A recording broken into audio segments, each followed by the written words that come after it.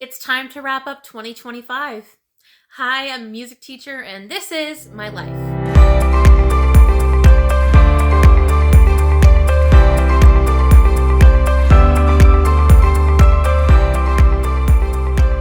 Welcome back to the channel, everyone, and welcome to those of you who might be new here. Now, if you're here on upload day, then it is New Year's Eve, and in just a matter of hours, it's going to be 2026. And I know for me and for many of you, it's always nice to think of a new year as a fresh start, and sometimes we need to reflect on the past year. How did things go for us? Did we accomplish our goals, or maybe we didn't for some of them? And so in today's video, I'm going to do a quick recap, or as quick as I can, a recap of 2025, and talk a little bit about what I'm looking forward to in 2026. And I really like making this video at the end of the year because this past year has included so many changes for both my teaching career and for me personally. So I'm excited to share what's gone on in this past year and what I'm looking forward to in the new year. But before we do that, be sure to give this video a thumbs up, subscribe to the channel, and ring that notification bell so that you never miss another video. Now, I should mention that before I filmed this video, I actually watched last year's video back, and it really brought up so many memories of where I was at both personally and in my career. And so watching that gave me a good respect of how far I've come, because sometimes we take for granted the things that we have right now. So it was really fun to watch that and relive some of those memories and to take notes so that I can give you a little update on what's happened in this past year. And if you want to go check out last year's video, I'll be sure to leave it linked in the description below. So now that I've watched last year's video, and maybe you just went and watched it too, here's a quick update of how things have changed since last year. So in last year's video, I said that I had 3 different jobs, which was as a high school teacher for a publicly funded school board, as a church junior choir director, and as a private music lessons teacher. Well, all of those things are true, except now I have 4 jobs because I still work as a high school teacher and I'm still the junior choir director at church, but I now teach at 2 different music schools.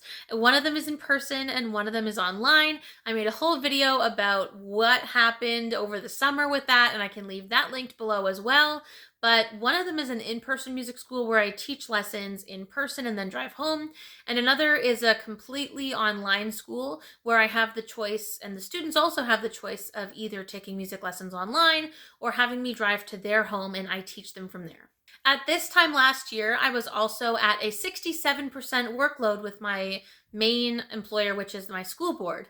So for those of you who might be new to the channel, typically as a teacher, everyone starts as a substitute teacher, then they work up to being an LTO or long-term occasional person. This is someone who might cover maternity leave, medical leave, something like that, and then they become a permanent teacher. And I was at 67% workload, where for a high school teacher, full-time would be teaching 6 classes out of 6, 3 each semester. Well, last year I was at 67%, which is 4 out of 6. And as of right now, the end of 2025, I am at 83%. So I now teach 5 out of 6 classes, which is one more step towards being full-time. This increase in permanent status happened in the middle of last year going into semester 2. So that was a really big accomplishment because it means that I'm not only earning more teaching experience, but also more pensionable hours to go towards my teacher's pension. And it also means getting an increase in the percentage of my salary that I'm earning since I'm working more, which is an added benefit. And at this time last year, I had finished 1 full season and just a few months of my second season as the junior choir director at church. And now that I've finished 2 full seasons and I'm now kind of in the middle of my 3rd season, I feel so much more comfortable in the role. I'm so much less worried about being compared to the former director, and instead feel like I'm able to honor her legacy in the way that she ran things while also putting my own spin on it. So I've been able to maybe adjust some of the warm-ups. I've been able to feel a lot more comfortable and confident with choosing the appropriate repertoire for the kids, and also adapt my teaching strategies to accommodate kids with changing voices.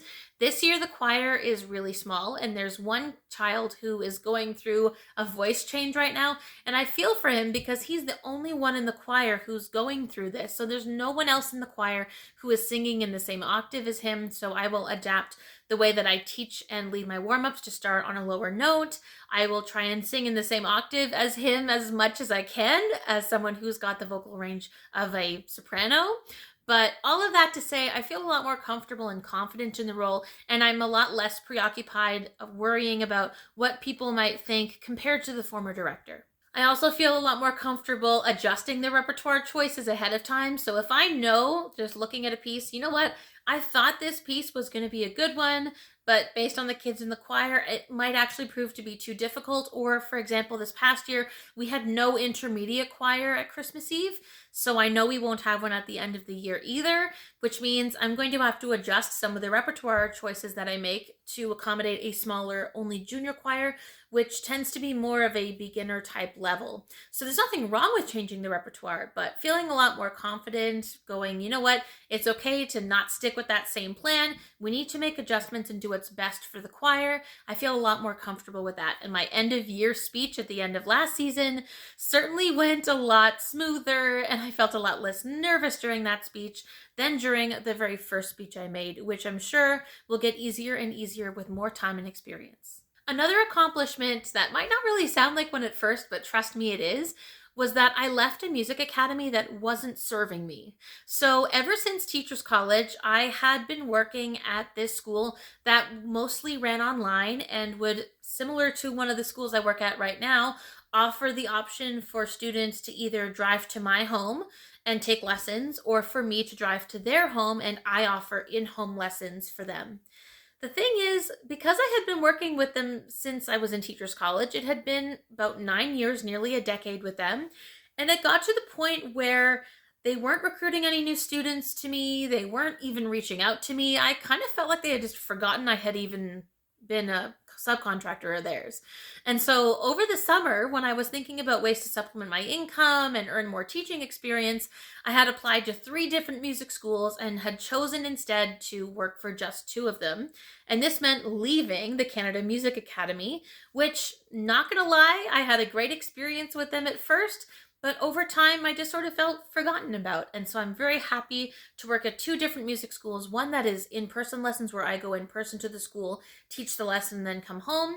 And then another school, which is very similar to the one I left, where I drive to a student's home, teach the lesson, and then I come home. And the student I was teaching at this time last year, the private saxophone student, while that was really wonderful, she was someone that I had actually found privately through the family, not through a music school. And she had decided to take this school year off of taking music lessons just to focus on other commitments outside of school. And she felt comfortable enough on the saxophone to participate fully at school this year without needing music lessons to supplement that, which is great. And she's continued with band. And so that's really exciting. I'm so glad that she's still playing the saxophone. But that meant that I needed to make a change in order to earn more income with teaching music. So that is also part of what led me to applying to these other schools and making this decision for myself. So now between those 2 schools, I teach both beginner flute lessons and beginner voice lessons, and it's been a lot of fun. It's also been challenging because I've got some students with personalities that are very different to me and with new learning styles, but as a teacher, it's kind of fun to be like, okay, how do I figure out the plan that's going to work best for this student or this kid? So far, things are going really well. And another accomplishment I'm so happy to share right here is the growth of this channel. At this time last year, I had less than 100 subscribers. And on the day that I'm recording this, which is not quite New Year's Eve, but almost, this channel has reached 792 subscribers. And I am so thankful and I'm so happy to all of you who have subscribed. If you haven't subscribed and you're thinking about it, definitely consider subscribing and give the video a thumbs up. But we couldn't have done this without all of you being here. So thank you all so much for joining the channel, for showing up, watching the videos, and subscribing. We couldn't do it without you, and I'm so, so appreciative and thankful for that growth.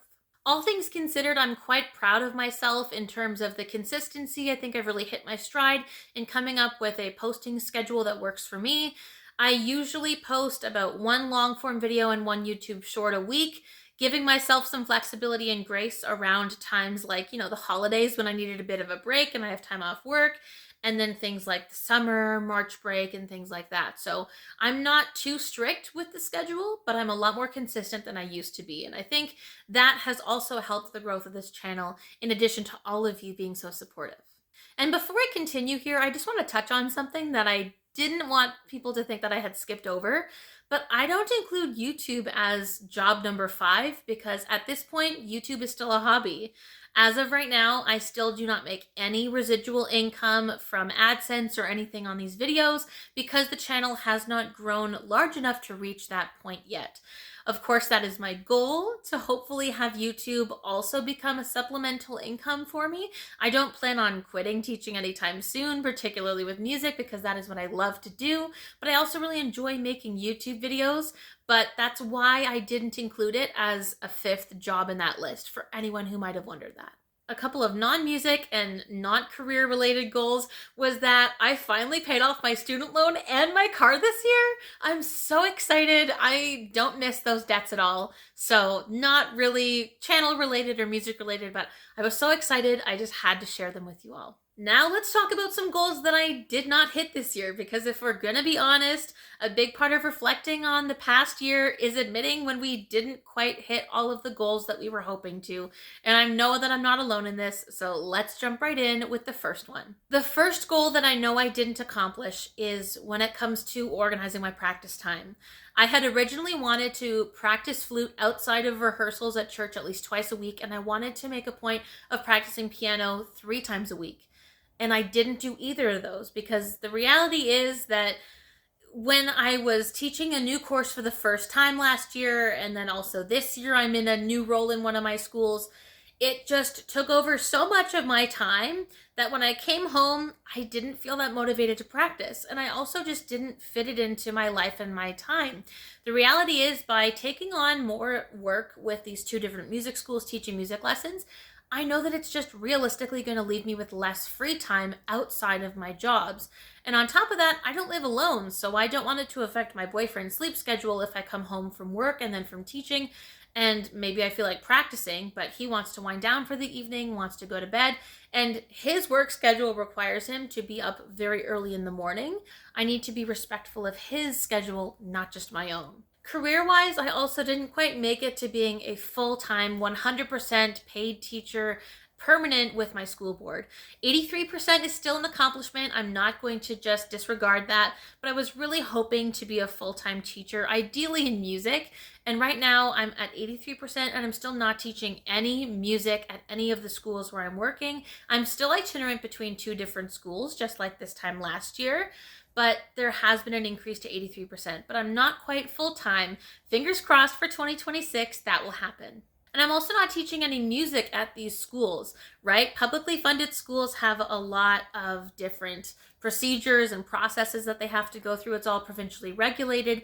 And most of what decides what courses teachers are given by their principals not only depends largely on enrollment, but also on seniority. And as one of the newer teachers in both of the buildings, I just know that realistically, the teachers with more seniority than me with music qualifications are going to be given music classes first. And that's totally fair to them.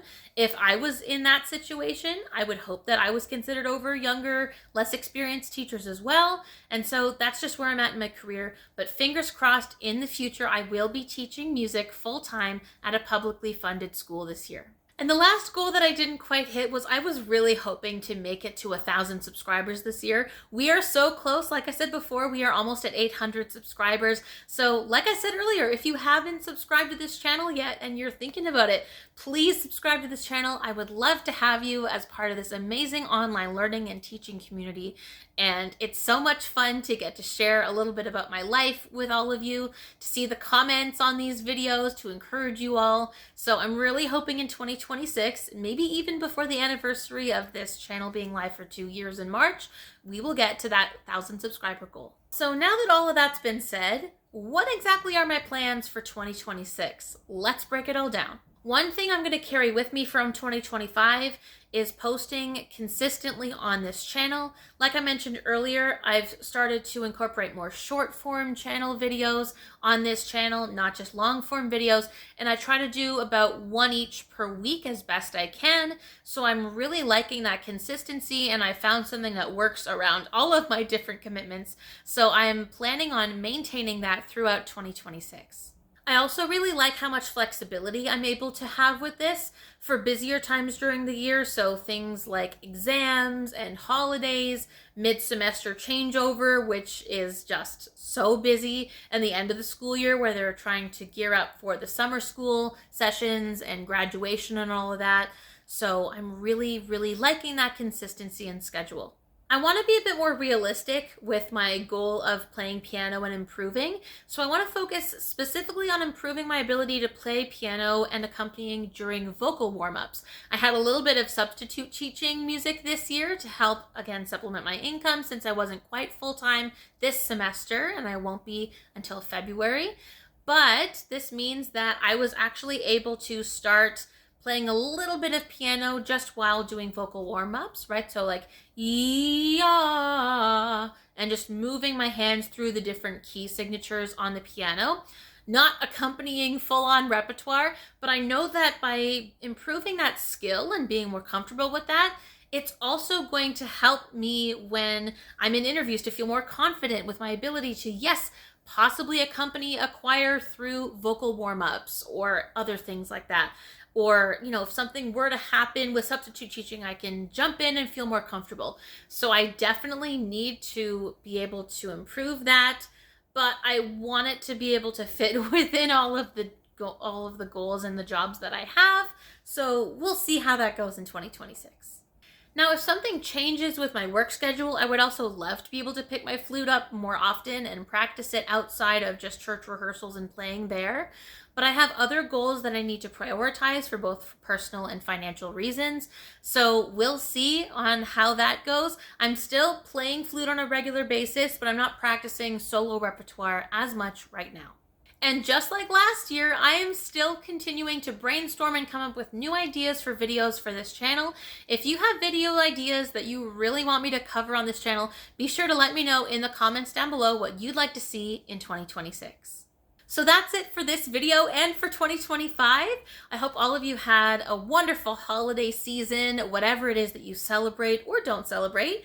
And I'm wishing you all the best in 2026. Happy almost New Year, or if you're watching this in 2026, then Happy New Year. If you're new to the channel, welcome. We're so happy to have you as part of this community. Please be sure to give this video a thumbs up if you liked it. Subscribe to the channel, ring that notification bell, give us a follow on Instagram, and I will see you back on this channel in 2026 with another new video very soon. Bye, everyone.